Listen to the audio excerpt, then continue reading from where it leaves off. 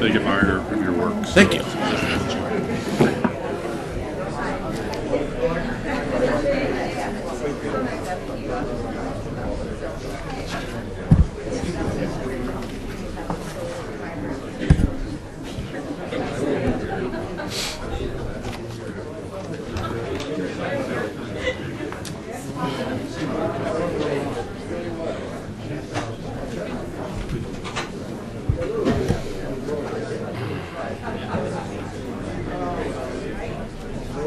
First panel with 3 speakers on it. I worked hard to get it down to 20 minutes. Hello to all of you. I'm Philippa Strum, the Director of the Division of United States Studies here at the Wilson Center. I'd like to add my words of welcome to you. In the second panel, which is going to look at Woodrow Wilson and race, speech, and gender, we're doing something only slightly different. Somebody at the lovely dinner that was hosted by the Wilson House last night said to me, "What are you going to be talking about?" And I said, "Race, speech, and gender." And he said, "Why do you want to look at the dark side of Wilson's record?" And the answer is very simple. This is a scholarly institution. And we as scholars have an obligation when we're examining the record of a great public figure, or anybody else for that matter, to look at all sides of the record. So that is what our speakers are going to be doing today. We will begin with Gary Gersel, who is a professor of history at Vanderbilt University, and who will be discussing race and nation in the thought and politics of Woodrow Wilson. Then Jeffrey Stone, the Henry Calvin Jr. Distinguished Service Professor of Law at the University of Chicago, who will be discussing Mr. Wilson's First Amendment.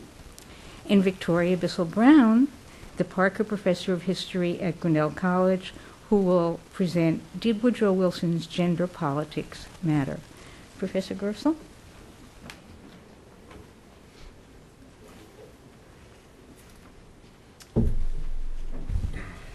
I want to thank Flip for inviting me to participate in this occasion.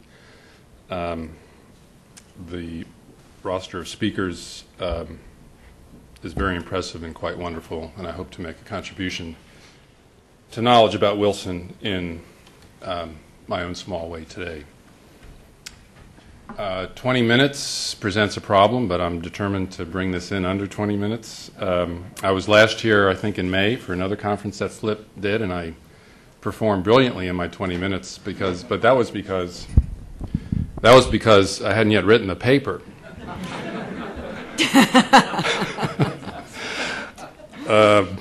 And it was relatively easy to do. We've all written these 30 to 35 page papers, which we're struggling to fit into the parameters of this conference. And at first you think you can cut and paste, but you can't really do that with 35 pages. So I, in a sense, have really now tried to write a paper for delivery.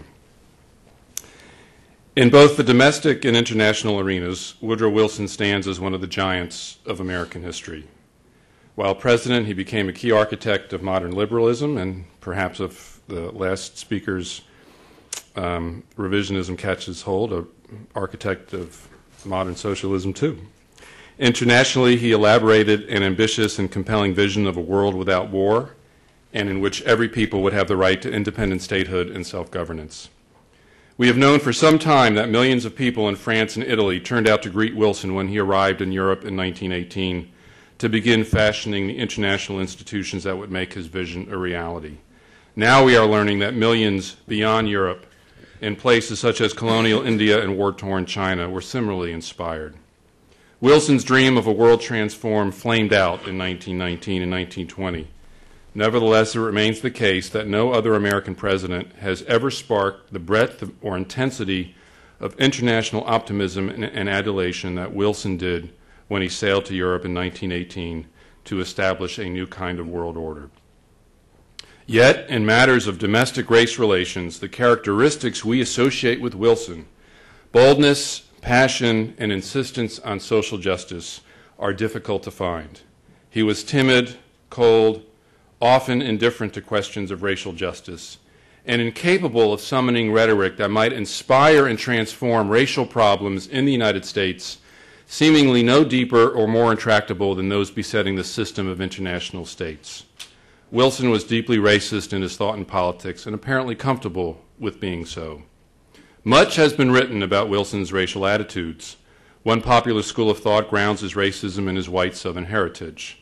Nowhere were white Southerners of Wilson's time, or almost nowhere were white Southerners of Wilson's time, prepared to regard blacks as their equals with the same claims as whites on the promise of American life. If they could not overturn two results of the Civil War, the defeat of the Confederacy and the destruction of slavery, white Southerners still believed that they could return blacks to a subordinate and servile position vis-a-vis whites. Indeed, the years of the South's reintegration into the nation, 1890 to 1925, were also the years in which segregation became legal, blacks were disenfranchised in the southern states, lynching soared to all-time highs, and numerous states outlawed interracial marriage. Wilson was not a rabid white supremacist who condoned or celebrated lynchings and other forms of violence designed to terrorize blacks and keep them in their place. His sympathies were drawn instead to the moderate white elite Southerners who viewed segregation as a progressive arrangement that, by keeping whites and blacks at a safe distance from each other, upheld social peace. Still, these moderates never put blacks on the same plane as whites, viewing the former as an inferior population of questionable worth as Americans, and expecting them to remain so for a very long time. Thus, when Wilson assumed the presidency in 1913 and appointed to his cabinet more white Southerners than had served in any other presidential cabinet since prior to the Civil War, it hardly seems surprising that his administration moved quickly to resegregate the federal civil service in Washington, D.C. Any comprehensive analysis of Woodrow Wilson's racial attitudes must begin with a consideration of how he treats slavery and Reconstruction in the 5-volume History of the American People he published in the early years of the 20th century. Wilson did not like slavery as an economic system. He thought it burdened the South in ways that made it unable to keep up with the economic dynamism of the North. But the fact of human bondage did not cause him much moral consternation. To the contrary, he believed that most blacks had flourished under slavery. Wilson did not think that blacks were particularly suited for freedom. He had nothing but contempt for the freed black quest during Reconstruction for political equality and political participation. In his mind, that quest had brought the nation to the edge of social and political ruin. At times in his History of the American People, Wilson seems to group blacks with the animal world. A drawing of a shuffling African-American man depicts him with monkey features. For a very long time, Wilson used the term darky freely and publicly. As late as 1910, when campaigning for the New Jersey governorship, he organized his comments to a group of more than 1,000 supporters around the parable of an old darky and a mule who would not obey him. In 1903, while president of Princeton University, Wilson got a hearty laugh from a group of Princeton alumni in Baltimore by telling them this joke. Why, Wilson asked, did the groundhog go back in its hole that February? Because, quote, he was afraid of the President of the United States, a reference to Theodore Roosevelt. He was afraid the President of the United States would put a coon in it. This joke ridiculed Roosevelt's decision to appoint a black man, a Dr. William Crum, to the position of collector of the port of Charleston, South Carolina. Wilson seems to have stopped telling these stories in public once he became governor, but some evidence suggests he told them in private throughout the years of his public service as governor and then as president.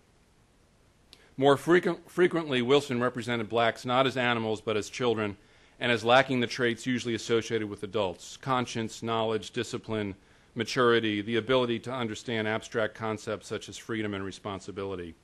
In his worst moments, he framed their childishness as inborn and unalterable. In his better moments, he believed that he and other elite white Southern men had paternal responsibility to oversee, quote, Negro development and to prepare them for the day when they would reach adulthood and earn full membership in American society and polity. Wilson conceived of segregation in these paternalist terms. Progressive whites would manage the black population and keep the racial peace until some distant moment when blacks would win acceptance and equality from all whites. How long? Wilson never said, but the understanding was it would be a very long time indeed. All this is plain for anyone who looks at the Wilson papers, the letters, the correspondence, and in many instances the speeches as well. It's not hard to find in his works. So why do black leaders, or a significant portion of black leaders, get so excited about Woodrow Wilson's candidacy for the presidency in 1912? And here I'm not thinking simply about the so-called accommodationist leaders, Booker T. Washington, Robert Moton, but militant ones too, William Monroe Trotter and W.E.B. Du Bois himself. Why, after he bitterly disappoints these black leaders by reinstituting segregation in the federal civil service, do they come back to him in the World War I years, hoping that he will use his rhetoric about a war for democracy to improve the circumstances of African American life in the United States? And why, once Wilson does so little to improve those circumstances, do they come back to him again at Versailles, hoping to persuade him to put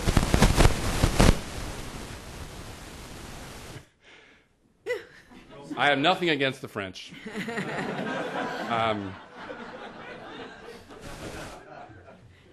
And why, once Wilson does so little to improve those circumstances, do they come back to him at Versailles, hoping to persuade him to put race high on his agenda for constructing a new world order? There are answers to these questions grounded in practicality. African Americans, after all, did not have many political options. They had to play with the hands dealt them and try to construct a path toward equality out of the opportunities, no matter how slender, presented to them. They embraced Wilson in 1912, one could argue, because he seemed better than Theodore Roosevelt and William Howard Taft. But there is another way to answer these questions. These letters did see something special in Wilson. They refused to accept the fact that in matters of race, he was just another white Southerner. Partly this is about his commitment to reform, to progressivism, to the new freedom. But even more so, it had to do with Wilson's theory of American nationality. Wilson developed a dynamic notion of American nationality that celebrated America both for the varieties of its peoples and for its ability to fuse the best traits of each people into one culture. This view is not one we commonly associate with white Southerners of Wilson's era. Wilson believed, and here I'd like you to keep in mind John Cooper's point about the recency of Wilson's own immigrant past. Wilson believed that European immigrants have been critical to the development of the American nation and American democracy. He believed, on the one hand, that European immigrants often became more ardently patriotic than the native-born, and thus did a great deal to revivify American ideals during periods of nationalist languor. On the other hand, he believed that America's strength emerged from the ability of different strains of European immigrants to fuse their cultures and values together and produce a new mold. American nationality, Wilson argued, was the product of periodic episodes of cultural renewal with diversification of the population leading to new and ever stronger fusions. Wilson never used the word hybridity to describe the second process and only embraced the notion of America as a melting pot in the 20th century. But his recognition of the centrality of this process to the making of America is apparent in his earliest historical writings and in his coverage of the earliest periods of American history. And he celebrates the work of this process right through World War I. It is one of the consistencies of his thought and politics throughout his political and intellectual career. Let me share with you a couple excerpts from Wilson's speeches to immigrant groups once he became president. In a July 4th oration given in Philadelphia in 1914, Wilson declared, "We opened our gate to the world and said, 'Let all men who wish to be free come to us and they will be welcome.' We said, 'This independence of ours is not a selfish thing for our own exclusive private use. It is for everybody to whom we can find the means of extending it.'" Also in 1915, in a speech to immigrants who had just been sworn in as American citizens, Wilson expressed his appreciation to them for bringing with them to America a regard for patriotic ideals that often exceeded those of the native-born. In the process, they had made themselves a vital source of American democratic renewal. This is the only country in the world, Wilson exclaimed, that experiences a constant and repeated rebirth. And the credit went entirely, quote, to the great bodies of strong men and forward-looking women out of other lands who decided to cast their lot with America. He bluntly told the Daughters of American Revolution audience clamoring for immigration restriction, keep the hordes out, he said, some of the best stuff of America has come out of foreign lands, and some of the best stuff, and this is very uncharacteristic language for Wilson too, but I love it, some of the best stuff in America is the men who are naturalized citizens of the United States. We know a lot about the wartime excesses of the Wilson administration, excesses I and many others have written about, and we can understand why Wilson could and did become so hysterical about conformity, given his belief that democracy could only flourish in a polity endowed with a common consciousness. But an awareness of these excesses should not distract us from understanding the durability of Wilson's conviction that immigrants were a dynamic, essential force in the making of the American nation and in the practice of American democracy. At times, Wilson even went so far as to suggest that a democratic community without sources of foreign replenishment would lose its ardor for liberty and freedom. As he asserted in 1915, quote, a nation that is not constantly renewed out of new sources is apt to have the narrowness and prejudice of a family, whereas America has this consciousness that on all sides it touches hearts with all the nations of mankind. Here we see Wilson beginning to build the bridge in his own thought from an America as a Pacific home to a wide array of immigrant groups, to a world in which countless nations could live together in peace governed by the rule of law. His belief that diversity was a currency that in America had facilitated new and higher forms of hybridized national consciousness helped to nurture in him a hope that an international diversity of national identities and interests could be similarly transformed into a common global consciousness. This is not a man easily passed off as just another white Southerner. As a man whose entire body of thought was shaped by the region into which he had been born and by the regional experience of slavery, secession, Reconstruction, and war. His ability to use America's encounter with immigrants to develop a dynamic theory of hybridized homogeneity and self-government reveals the independence, boldness, and creativity of his political imagination. And it is these qualities, I argue, that African American leaders found so inspiring. It was these qualities that drew them repeatedly to Wilson. Repeatedly, they called on Wilson to welcome blacks into the American nation. Repeatedly, they condemned him for refusing to think creatively about America's race problem. Repeatedly, after their intense disappointment, they returned to him, calling on him again to stand up for what he truly believed in. These leaders, in other words, refused to concede that Wilson was unable to rise above the popular prejudices of his era, region, and race. They wanted to believe in Wilson. They wanted to be part of his vision of a dynamically diverse America. They saw him welcome European immigrants into his American nation, and they saw him extend his sympathies to non-white Mexicans who were struggling to make a democratic revolution in their own country. They demanded again and again that Wilson demonstrate the same solicitude and sympathy for African Americans in their struggle for equality. They never got what they wanted, but they apparently never gave up hoping they would. Wilson infuriated and disappointed black leaders to no end. He should us too. Wilson never regarded blacks as his equals. Wilson's approach to questions about race was almost always grounded in a language of adjustment. It was about reducing friction, about managing interactions between two races who would have been better off not inhabiting the same space. Wilson rarely talked about the rights of blacks, and he never talked about Negroes being merged in or enriching American nationality, or if he has, I haven't found it. On one occasion, he did grant that blacks had human souls and were in that respect, quote, absolutely equal to whites. But there does not seem to have been even one instance when he granted blacks the status of Americans and called them that. In truth, Wilson never believed that blacks belonged in or to America.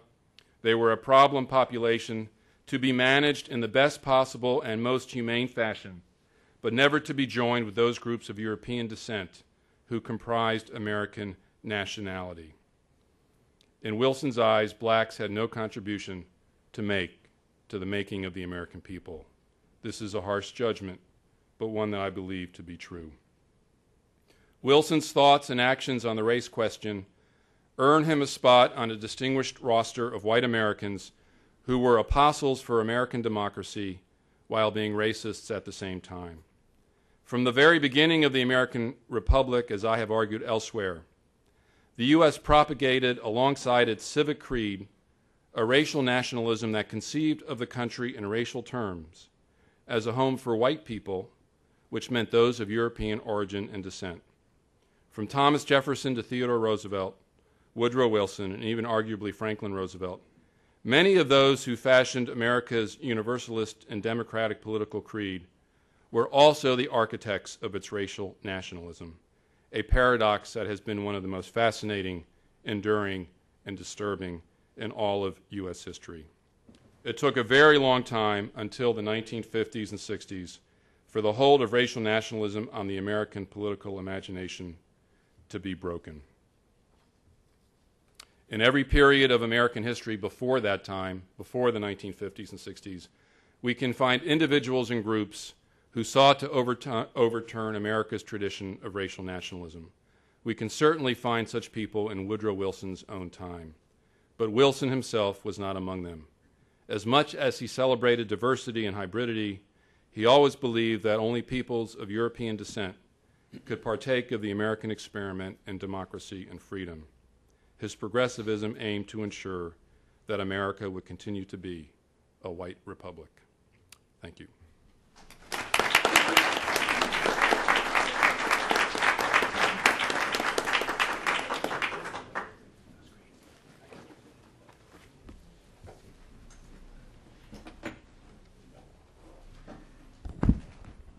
In this panel on the dark side, I come not to praise Wilson, but to excoriate him. If one thinks back on all of those who have served as President of the United States throughout our history, Woodrow Wilson, sadly, ranks first in the failure of his own leadership and of his own administration to respect the freedom of speech and of the press. Although we've had numerous instances in our history in which tensions between political developments, and particularly wartime developments, and the protection of free speech and free press have been in deep conflict, there has never been a period that matches the era of repression put in place by Woodrow Wilson during the First World War. It's somewhat ironic that Wilson should have this place in our history. In Constitutional Government, he wrote eloquently about the importance of freedom of speech and press in a democracy. He recognized the role it plays in decision-making within the public sphere and the futility and often self-contradictory nature of attempting to suppress free expression, and mocked those governments that do not have the wisdom to allow their critics free rein when it comes to criticism of government policies. But as president, particularly as president in time of war, Wilson either forgot or simply put aside those lessons and endorsed and tolerated a period of remarkable suppression of dissent. Key to this was Wilson's profound conflation of disagreement with disloyalty. In speech after speech, beginning in 1916, he equated dissent with a lack of patriotism and treated those who raised questions about his leadership, about the war, about the draft, not as honest,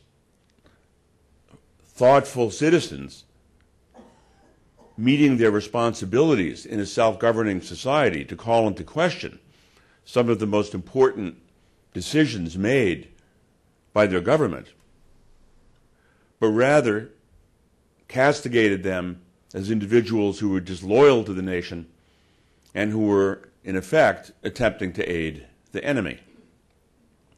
And this left a scar on this period and on Wilson's legacy that should not be forgotten, because it has important lessons for human nature, for the dangers and the perils that we face as a democratic society, and in particular to the challenges that we face at the moment. Now, in fairness, Wilson confronted a difficult problem. The decision, and as we saw earlier this morning, his decision to enter the First World War was not by any means a universally popular one. To the contrary, many Americans took the view that whatever World War I was about, it did not threaten any vital interests of the United States. And even in the face of German submarine warfare, many Americans took the view that the best course would be to stand aside, to forego trade with the belligerents in order to avoid the consequences of that warfare, and to stay out of the European conflict.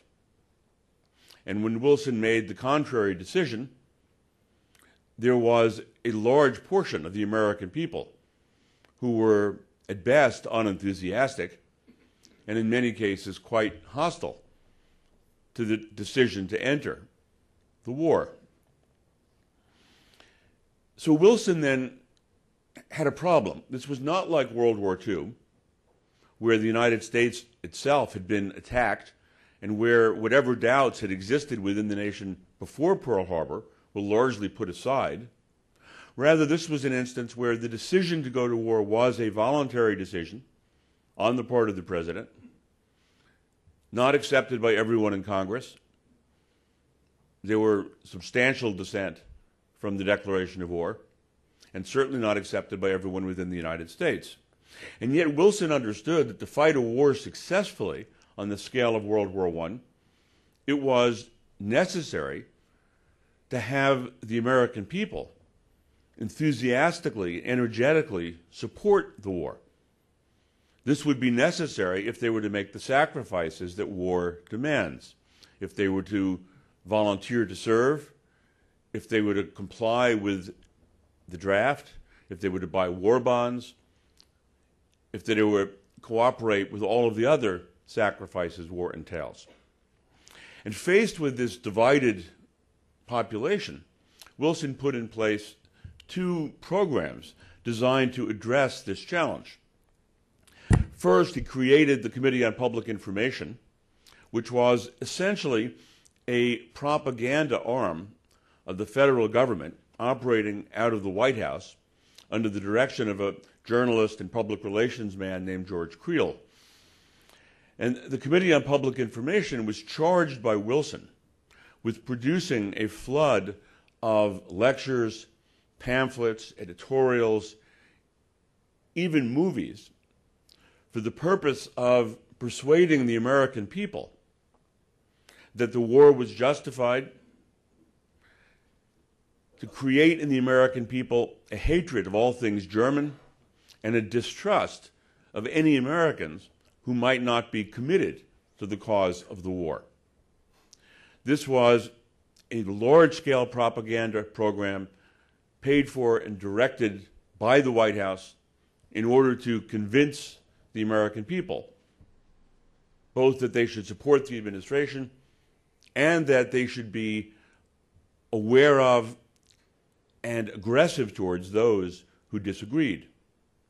Indeed, the Department of Justice, under Attorney General Gregory, created a program encouraging American citizens to report to the Justice Department anyone they thought might be disloyal or who might not be fully supportive of the war effort. And thousands of such reports flowed into the Department of Justice each day from Americans who were quick to rat out their neighbors, their friends, their customers, their employers, accurately or not, on the basis of perceived disloyalty.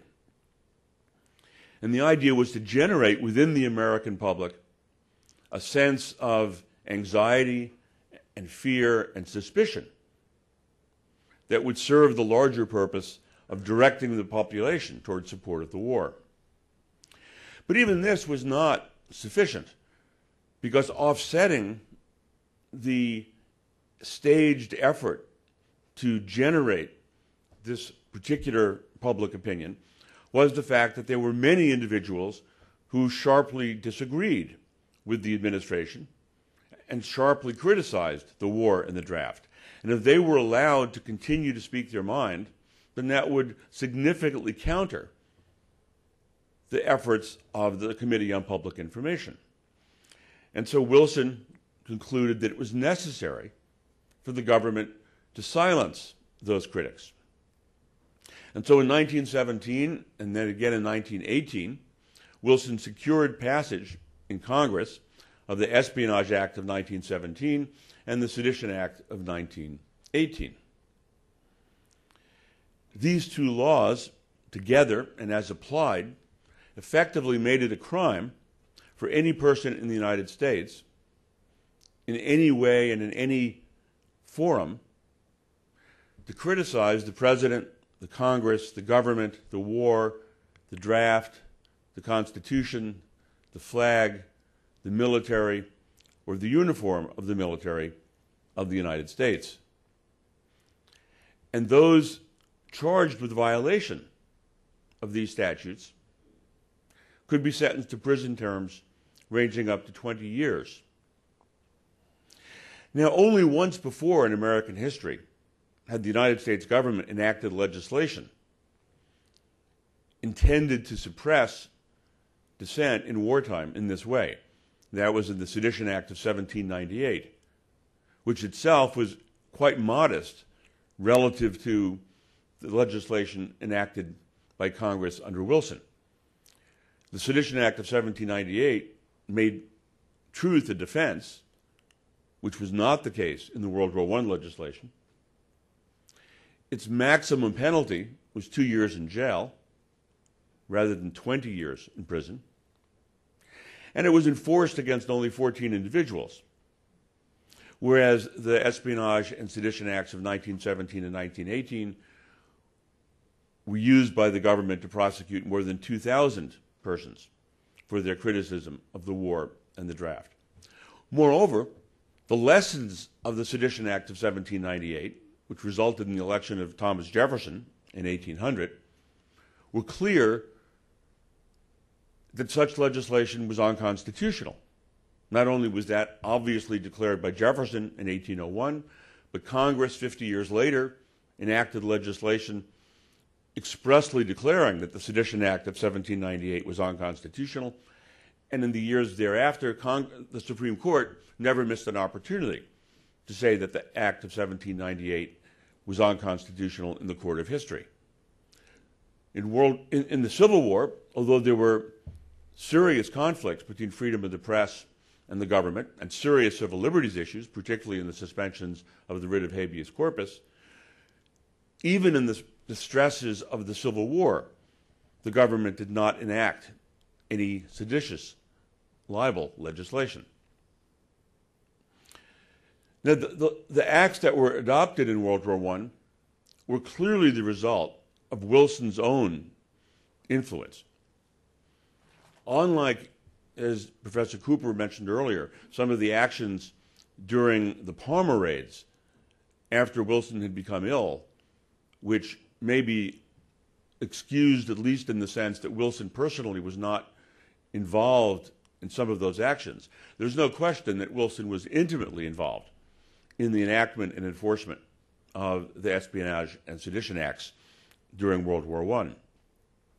Indeed, he was frustrated with Congress because it refused to enact even more draconian provisions that he had proposed in 1917. Wilson had specifically proposed a provision as part of the 1917 legislation that would have authorized the president to order the censorship of any publication that contained material that the president thought to be harmful to the national security. Congress refused to enact that legislation, even though Wilson made a specific appeal to Congress when enactment seemed unlikely. And indeed, in drafting the 1917 legislation, Congress cut back many of the other provisions that had been presented by the Wilson administration. Now, in the enforcement of this legislation, as I noted, some 2,000 people were prosecuted. So who were they? Who was it that the Wilson administration was directing the power of the federal government against? Typically, they were individuals who did nothing more than to criticize the government, the draft, or the war. Examples of such individuals range from the obscure to the prominent. An illustration on the obscure end was a young woman named Molly Steimer, a Russian Jewish emigre who came to the United States in 1915. At the age of 15, she took employment in a grimy factory in the Lower East Side of New York, joined a group of others who opposed various aspects of our involvement in World War I, and threw leaflets from a rooftop, from a tenement on the Lower East Side of New York, printed both in English and Yiddish, which criticized the administration for its actions in the war. She was arrested, prosecuted, convicted. She was sentenced to 15 years in prison and later deported to the Soviet Union. And she was typical in this treatment of many individuals who were targeted by the administration during the war. At the other end, at the more prominent end, there was Eugene Debs, the national leader of the Socialist Party, who had run for president in 1912 and received 1 million votes, 6% of all votes cast in the election against Wilson. In 1917, Debs made a speech in Ohio in which, by innuendo, he criticized the draft, praised those who had had the courage to oppose the draft, for which speech he was prosecuted, convicted, and sentenced to 10 years in prison. And in 1920, while in prison on that conviction, again received more than 1 million votes for president. By prosecuting such individuals, Wilson effectively succeeded in crushing all dissent against the First World War. An important thing to understand about the nature of free speech, which Wilson himself certainly well understood, is that the benefit to the individual speaker of handing out a pamphlet or signing a petition or attending a lecture or giving a talk is very small. The probability that by doing such act you will actually change national policy individually is virtually zero. But if you know that because you undertake that act, you may be selected for criminal prosecution with a possible sentence of 10, 15, or 20 years in prison, you are very likely to decide to forego the signing of the petition or the distribution of the leaflet or the participation in an anti-war demonstration. And this is what in First Amendment law we mean by chilling effect. It is very easy to deter individuals from exercising their First Amendment rights. And by prosecuting 2,000 individuals with draconian penalties, Wilson was able effectively to deter millions of Americans who would have spoken, as their constitutional rights suggest, their views in opposition to the war or the draft or the management of the war or the leadership of the administration, but who in fact ultimately were deterred from doing so. Now, the lessons from this experience have been extremely important for the future development after 1919, 1920 of American constitutional law. It took some half a century for the United States Supreme Court to get to the point of undoing the damage that was done in 1917 and 1918 to the interpretation of our Constitution. But even more important than that is the lesson that Americans need to take from the experience, that the pressures, the demands of leading the nation in wartime will often cause those leaders to underestimate the importance of individual liberties, to move too quickly to call for the sacrifice of those freedoms, and that it is imperative that the American people be attentive to those issues and that they hold our leaders to account. After World War I ended, there was an awakening in the United States. As the cloud lifted, people who had supported the administration or who were at least silenced during the war recognized that they had failed in their responsibilities as citizens, and that what they had done was something they swore never to do again. And yet, in fact, time after time in American history, in wartime, we have too readily followed Wilson's lead, if not necessarily in the suppression of speech, in a wide variety of other ways that we have, again, later come to regret. Thank you.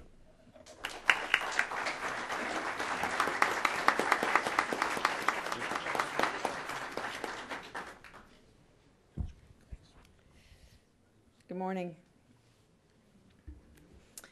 In December of 1888, when Woodrow Wilson was a young professor at Bryn Mawr, James Bryce asked that he write him a chapter on woman suffrage. "What had I done to deserve that?" wailed Wilson in a letter to a friend. Reading that wail in preparation for our meeting today, I felt, for the first time in my life, a bit of kinship with Woodrow Wilson. What had I done to deserve this assignment to talk about Wilson and women at the Wilson 150 Symposium? I've never been much of a Wilson fan, as my pissy little performance on the PBS documentary attests.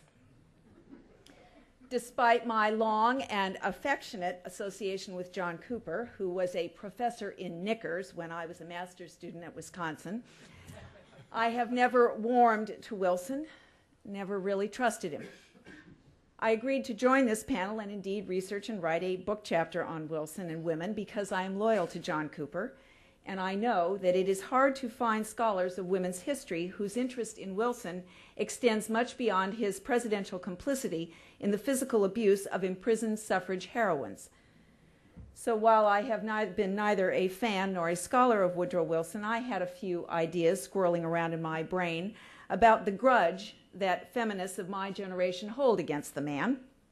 I figured I could work up some curiosity over the cause of that disaffection and whether it was warranted, whether, in fact, Wilson's gender politics really mattered all that much in the suffrage story, and whether he was really all that much worse than most American men of his generation. I figured, too, that my bias arose from the fact that I was steeped in suffrage historiography, where Wilson comes off poorly. I assumed I could enrich and balance my understanding of Wilson's perspective on women's suffrage by reading more deeply in the Wilson literature. Yet when I turned to my 2-foot stack of biographies and political analyses of Woodrow Wilson, numbering some 6,262 pages, I found just 106 sentences on women's suffrage. Without the 3 pages that Kendrick Clements and Eric Cheesam devoted to the topic in their 2003 study for the Congressional Quarterly Press, I would have been left with just 56 sentences on Wilson and women's suffrage in a stack of 20 books. Were it not for the enormously useful article, Woodrow Wilson and Women's Suffrage, A New Look, by Christine Lunardini and Thomas Knock, published in the Political Science Quarterly back in 1981, the suffrage cupboard in the Wilson kitchen would be mighty bare. Arguably, the scant attention paid to Wilson and women's suffrage is reasonable, because his evolving stance on the issue never decided an election in which he had a stake, and his endorsement of women's suffrage was neither decisive in advancing the state-by-state approach to female enfranchisement, nor in winning congressional approval of the federal amendment. The Democratic Party platform was silent on the subject in 1912, and the candidate certainly tried to be, while Teddy Roosevelt cornered the women's suffrage market by singing, literally, from the Jane Addams songbook. When the votes were counted in 1912, however, it was Wilson, not Roosevelt, who won in 5 of the 6 states that had enfranchised women by 1912. 4 years later, when the National Woman's Party attacked Wilson for having not endorsed the federal suffrage amendment that Charles Evan Hughes had embraced, Wilson still won 10 of the 12 states in which women could now vote. Later, Wilson's 1918 conversion to a federal amendment approach to women's suffrage did not immediately persuade the Senate to support the amendment and did not stop the Republican victory in the midterm elections. So if you are just counting votes, Woodrow Wilson's stance on his era's most tangible measure of gender politics mattered very little. But Wilson scholars do not slight the subject of women's suffrage on the grounds that it is unimportant. The scant references never amount to such a serious argument. Instead, comments scattered over a half-century of literature suggest that Wilson scholars ignore suffrage because they hold the uncomfortable suspicion that his support was coerced, grudging, and insincere. Their comments conjure up the image of Woodrow Wilson as a schoolboy being dragged by the scruff of the neck to dancing class. Like the scholars who study the suffrage movement then, Wilson scholars seem not to trust Wilson's support for suffrage. The only difference is that Wilson scholars don't want to talk about his failings in this matter, while suffrage scholars do want to talk about them. In examining the Wilson and suffrage literatures, it became clear to me that Wilson scholars have assumed, first, that evidence of Wilson's persistently paternalistic, romanticized view of women meant that he did not really support white women's suffrage. John Morton Blum wrote of a, quote, struggle in Wilson's heart between attitudes toward women that had, quote, long shaped his thinking and pro-suffrage actions that, quote, politics demanded. Arthur Link claimed that Wilson's support of suffrage represented one of those concessions he had been compelled to make when faced with political forces that were too dangerous for any politician to oppose. Indeed, the second unexamined assumption in the Wilson literature is that evidence of political motive in Wilson's handling of the women's suffrage issue means that his support was insincere. Though he was political bedfellows with the suffragists, he never respected them in the morning. Meanwhile,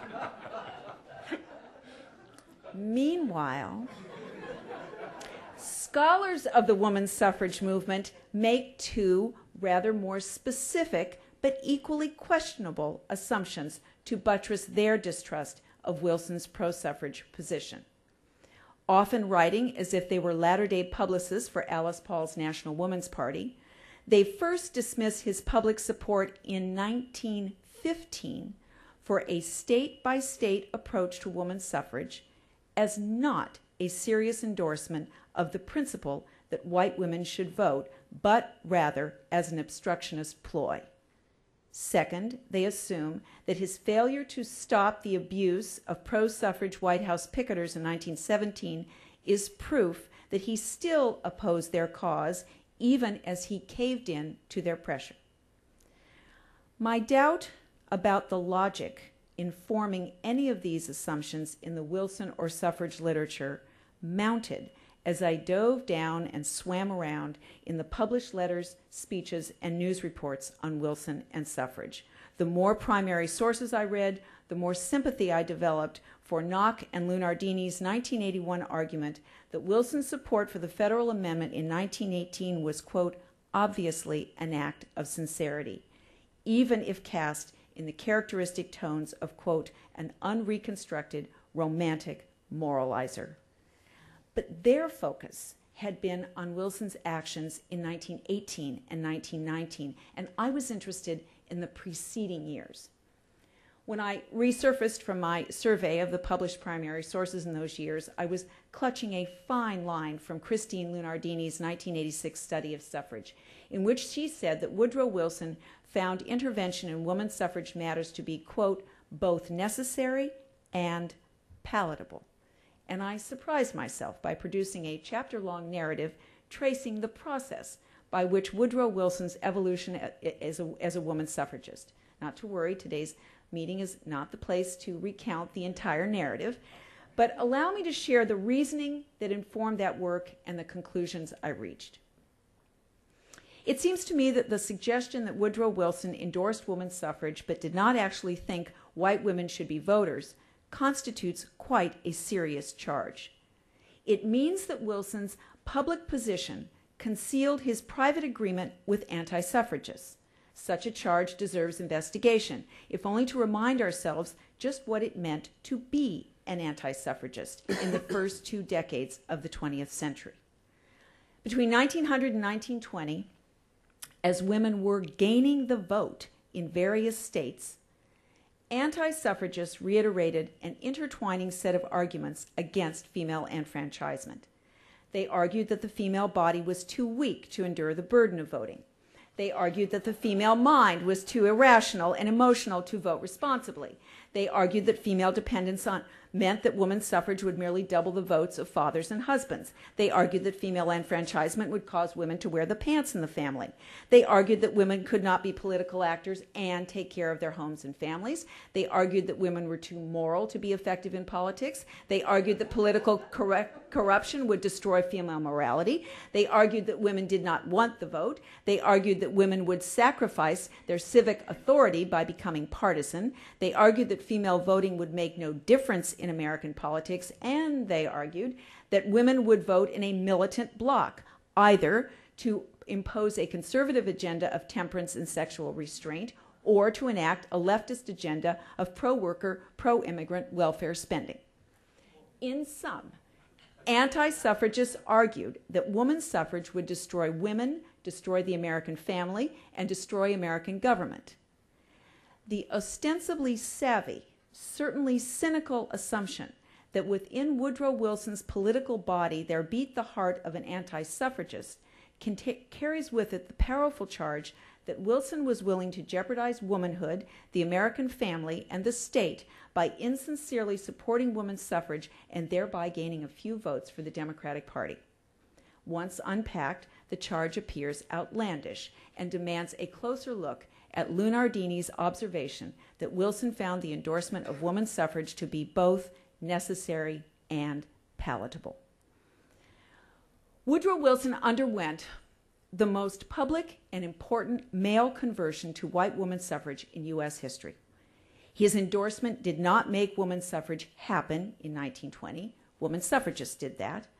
But his endorsement in the years between 1915 and 1918 gave the cause a legitimacy that fueled momentum within the ranks and put suffrage over the top in a final burst of progressive energy. Women's suffrage was an inevitability by 1920, but it would surely have been delayed if forced to face the Red Scare and the reactionary climate of the 1920s. So Wilson's conversion mattered at the time. And the steps in that conversion process, which is to say the evolution of Wilson's gender politics, matter to us because they represent the change that had to occur and did occur in many men's minds, especially in the decade between 1910 and 1920. Wilson, like millions of other American men, had to accept the anti-patriarchal notion that a normal, natural, kind, loving, and respectable person could be both a female and a political actor. That was step number one, and it was a big step. It opened the door to the assertion that women's suffrage would not destroy the family, would not overturn traditional gender roles, and would not weaken democracy or the U.S. government. We know the importance of this simple set of ideas because the literature from the time makes abundantly clear that few men who supported women's suffrage were signing on for a full-scale feminist revolution. What they did sign on for was the argument that a woman could be a wife, a mother, and a voter. The contemporary literature also makes clear that some men, and it appears that Wilson was among them, went beyond this basic acceptance of women's suffrage to the positive, if essentialist, belief that feminine difference in thinking and values would interject a desirable improvement in political debate and legislation. But it was the basic agreement that womanhood, femininity, and maternalism were consistent with political advocacy that was crucial to the embrace of women's suffrage. Once a man like Woodrow Wilson crossed that conceptual line, he could stop treating women's suffrage as a slightly distasteful private moral matter and could start treating it as a matter-of-fact public political matter to be viewed, like all such matters, with an eye toward expedience and electoral gain. There is no need to deduct Wilson's political interest in the suffrage movement from the sum of his conviction. Conversion to women's suffrage required, first and foremost, a willingness to treat suffragists as political actors in a political arena. The evidence of Wilson playing politics, especially race politics, with women's suffrage, the evidence of him behaving in a duplicitous manner in specific instances during the suffrage movement, or of greatly favoring one group of suffragists over another, or of violating the First Amendment rights of those suffragists he disliked, such evidence is all part of the story of this politician's often regrettable handling of the movement. But it is not evidence that he did not support the fundamental goal of the movement. So that's the spine of my argument, which runs through a narrative that must be framed around two questions. Why, in late 1915, did Wilson publicly endorse the rightness and justice of women's suffrage by voting for women's suffrage in the New Jersey referendum, and thereby also endorsing the state-by-state method for winning women's suffrage? And why, in early 1918, did he drop his insistence on the state-by-state approach to female enfranchisement and publicly endorse the federal amendment that women suffragists had sought since Reconstruction? The first question about Wilson's endorsement of women's suffrage in 1915 is by far the more important because it marks the embrace of the right and rightness of white female voting. The published primary sources do not yield up the exact moment of Wilson's conversion, though I do think we can agree that the popular notion that Wilson endorsed suffrage in order to avoid criticism of his engagement to Edith Galt trivializes the cause of women's suffrage and rather seriously underestimates the ideological significance of his conversion to the logic of that cause. Rather, a slow walk through the letters, speeches, and press clippings between 1884 and 1915, imagining Wilson's experience of the world, suggests that it was experience, not a sudden epiphany, that brought him around to supporting the principle of women's suffrage. As a young husband and scholar, Wilson believed that because their place in the home, serving as a, quote, supplement to men's lives, women could not take on the demands of civic duties. This position was dangerously susceptible to the empirical test, however. And in the 3 decades that passed between Wilson's recoil from writing a chapter for Bryce on women's suffrage and his New Jersey vote for the cause, Wilson could not avoid the fact that American women were, every day, defying the claim that domestic life was incompatible with civic life. Wives and mothers went to meetings, chaired committees, gave speeches, wrote legislation, circulated petitions, voted in various local elections, and voted in general elections in Wyoming, Colorado, Idaho, Utah, Washington, California, Oregon, Kansas, Arizona, Illinois, and by the time of the New Jersey referendum, in Montana and Nevada too.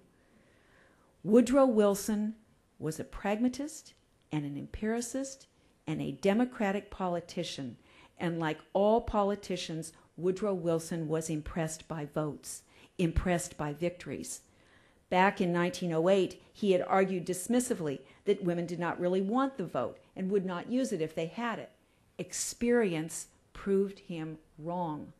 Women were successfully campaigning to vote by the thousands in parades and picnics, wearing scarves and buttons, hats and hankies, belts and sashes. Fashionable, funny, feminine women were marching their mothers and their children through the streets of small towns and big cities to claim the franchise.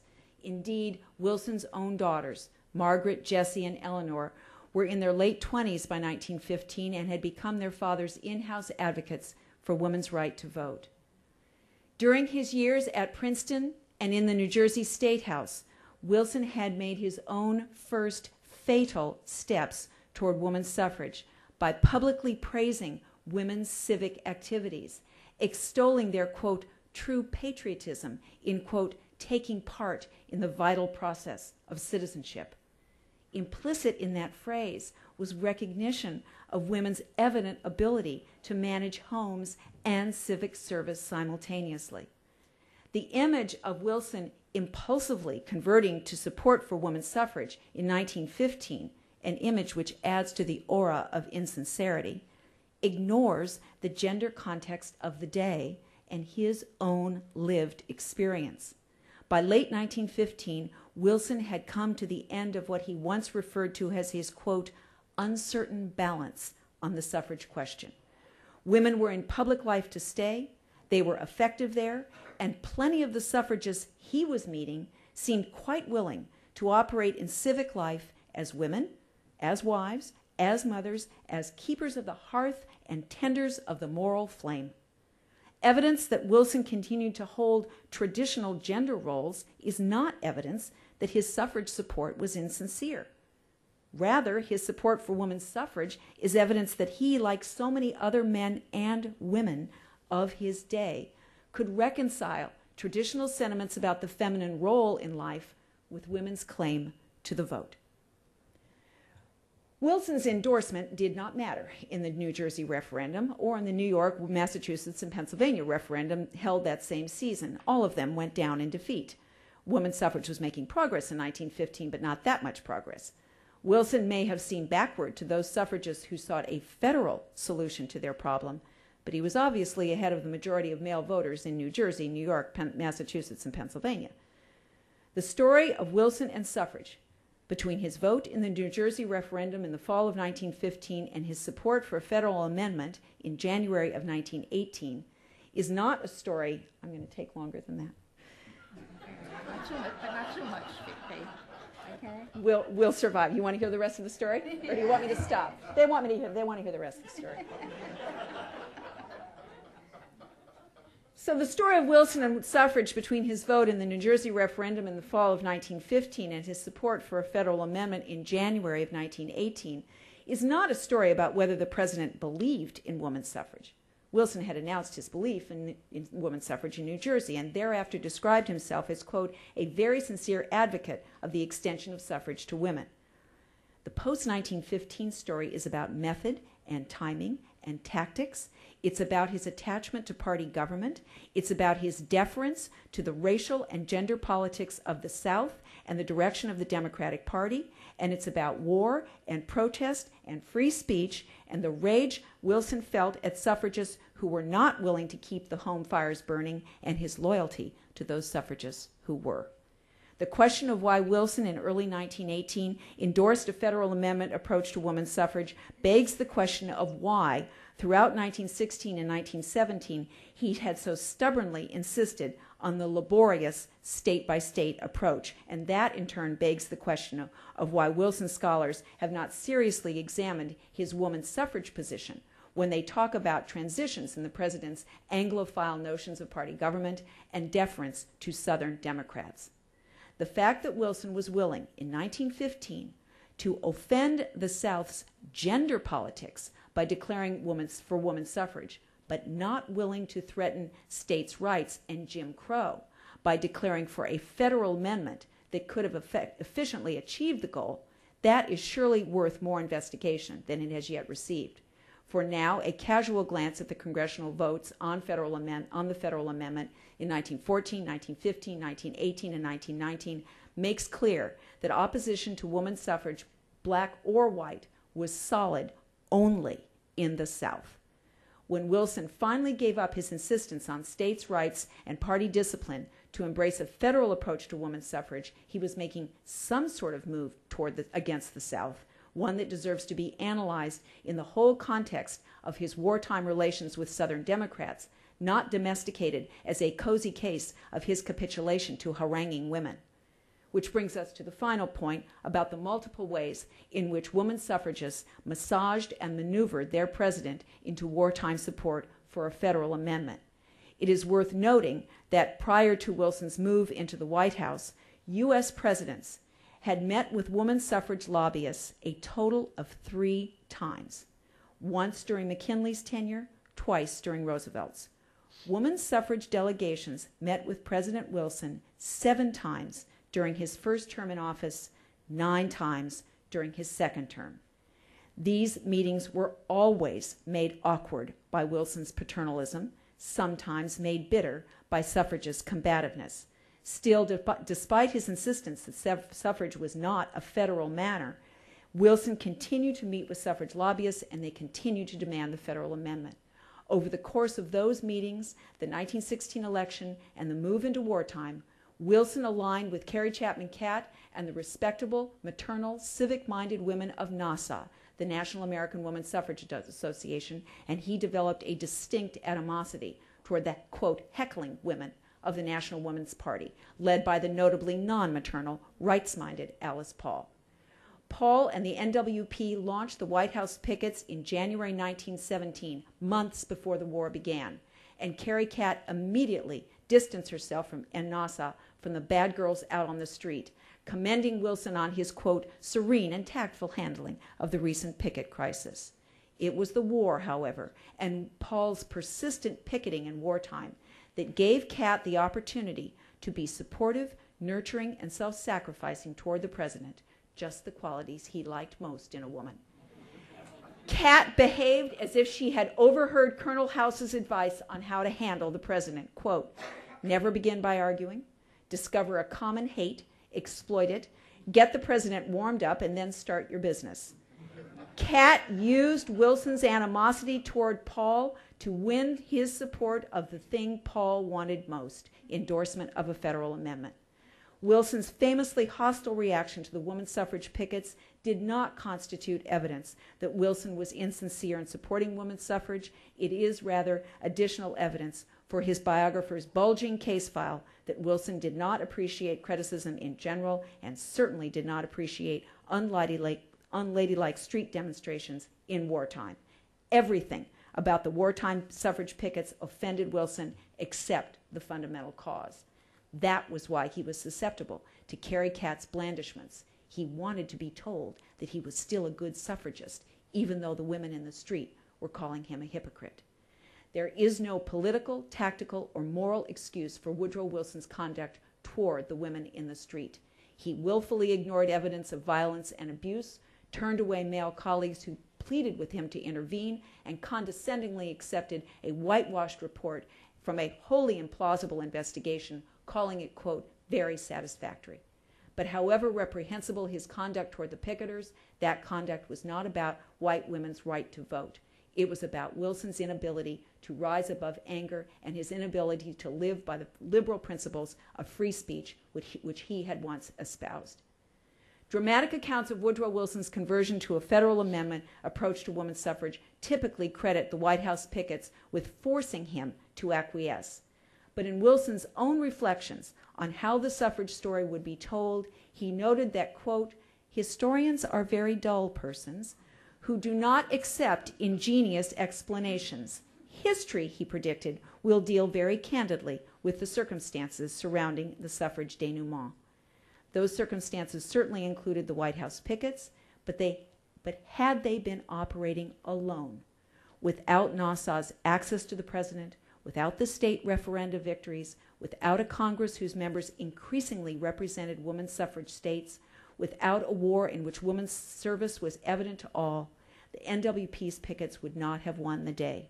Without other forces acting on him, Wilson might very well have stubbornly resisted those pickets. As it was, the pressure of the pickets gave Nassau, as well as pro-suffrage congressmen and senators, the leverage they needed to approach the president as problem solvers, mediators. He was, after all, an advocate of suffrage. That was not the issue in 1918. I will not impose on your patience any longer by recounting the familiar tale of Wilson's advocacy for a federal amendment in 1918. Let me simply say that my argument is that neither Wilson's paternalism and politicking nor his states' rights method in deference to Southern Democrats disproves his belief in white women's right to vote. They do, however, shed light on other aspects, important aspects of his presidency, and they deserve attention for that reason. Thank you very much.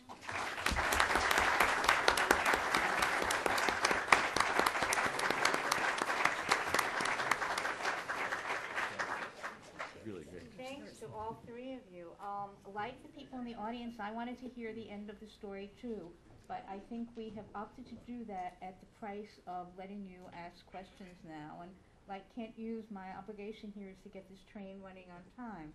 So we will now adjourn for lunch, which will be right across the hall. You will need your blue lunch ticket to get into the lunchroom, and if you haven't gotten one, please see any one of the staff members at the tables outside. But before we all get up and rush to fill our stomachs, I think we ought to thank these people who have helped to fill our intellect. So will you join me in doing so?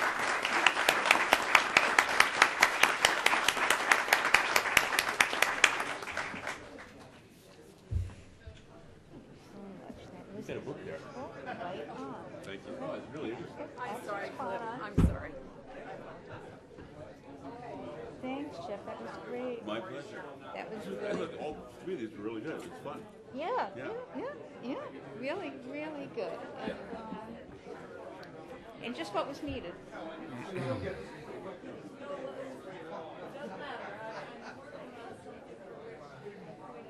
Yeah, that's great. I really like the way you told race and immigration.